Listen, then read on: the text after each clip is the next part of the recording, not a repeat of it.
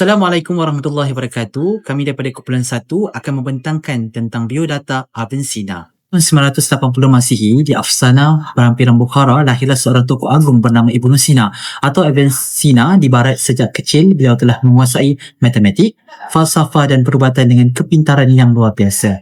Kehebatannya terserlah apabila berjaya menyembuhkan Sultan Bukhara lalu diberi akses ke perpustakaan diraja, tempat beliau memperluaskan ilmunya. Antara karya agungnya ialah Al-Qanun fi At-Tib yang menjadi rujukan utama dunia perubatan selama berabad-abadnya, dan kitab Asy-Syifa yang memperlihatkan kebijaksanaan falsafahnya. Bagi dunia Islam dan Barat, beliau dikenali sebagai bapa perubatan moden, tokoh yang menyatukan akal, ilmu dan iman dalam satu jiwa. Walau wafat pada tahun 1077 Masihi, namanya kekal abadi sebagai cahaya ilmu sepanjang zaman. Salah satu kepribadian utama Avicenna ialah cinta akan ilmu. Sejak kecil, beliau sudah menunjukkan minat yang mendalam terhadap pelajaran dan ilmu pengetahuan. Beliau bukan sahaja menghafal Al-Quran pada usia muda, tetapi turut mendalami pelbagai bidang seperti logik, matematik, falsafah dan perubatan. Setiap kali berhadapan dengan persoalan yang sukar, beliau tidak akan berhenti belajar atau berfikir sehingga menemui jawapannya. Jadi, Kecintaan Avicenna terhadap ilmu juga terserlah melalui kesungguhan beliau dalam menulis dan berkarya. Beliau menghasilkan lebih daripada 200 buah karya dalam pelbagai bidang, termasuk karya agung beliau Al-Qanun fi At-Tib, di mana karya ini telah menjadi rujukan satu dunia selama berabad-abad. Beliau tidak hanya menimba ilmu, tetapi juga menyebarkannya kepada orang lain dengan cara yang tersusun dan mudah difahami. Oleh sebab itulah, beliau boleh dianggap sebagai guru unggul kerana bukan sahaja menguasai ilmu, malah berperanan besar dalam memperkembangkannya untuk memanfaatkan dalam manusia sejagat.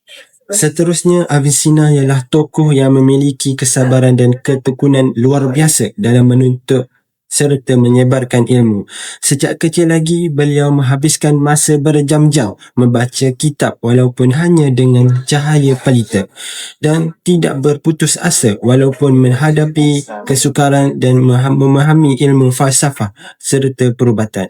Walaupun kehidupannya penuh cabaran, termasuk pernah dipenjarakan, beliau tetap gigih menulis dan menghasilkan karya besar seperti Al-Qanun fi At-Tib dan kitab Al-Syifa yang menjadi rujukan utama dunia Islam dan Barat selama berabad-abad.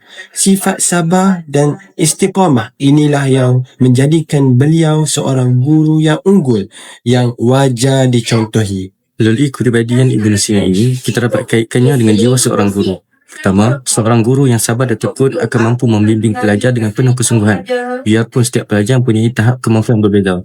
Ketekunan guru dalam mencari ilmu baru dan perbaiki kaedah pengajaran akan menjadikan mereka contoh terbaik kepada murid.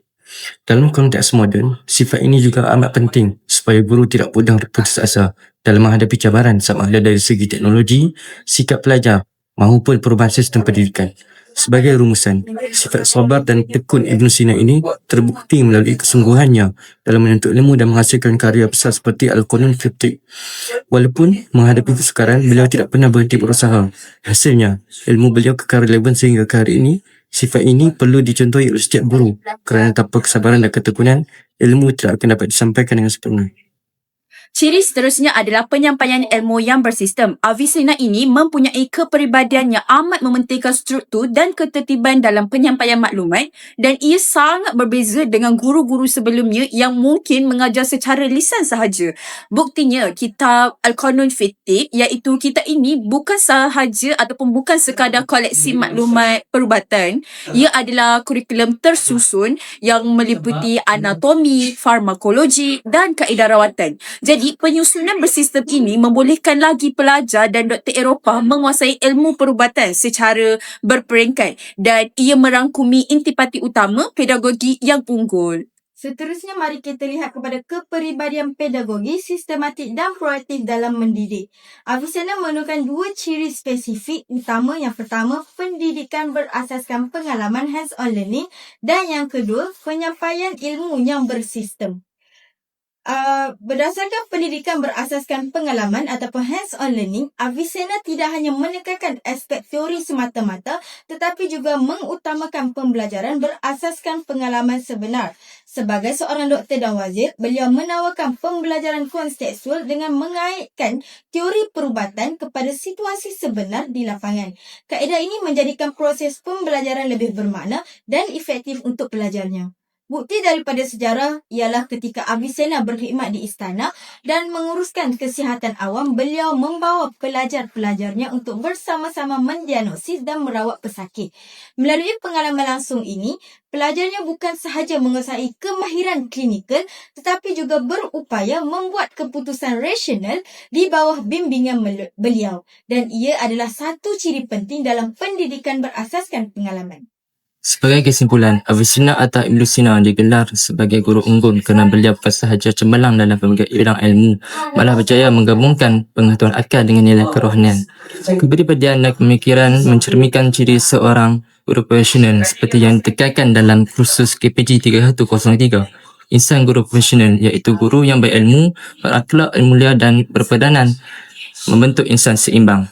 Sesungguhnya Avicenna menjadi contoh teladan kepada kita sebagai bakal pendidik kerana ilmu dan kepribadiannya terus menjadi panduan dalam melahirkan insan beretika dan berjiwa pendidik.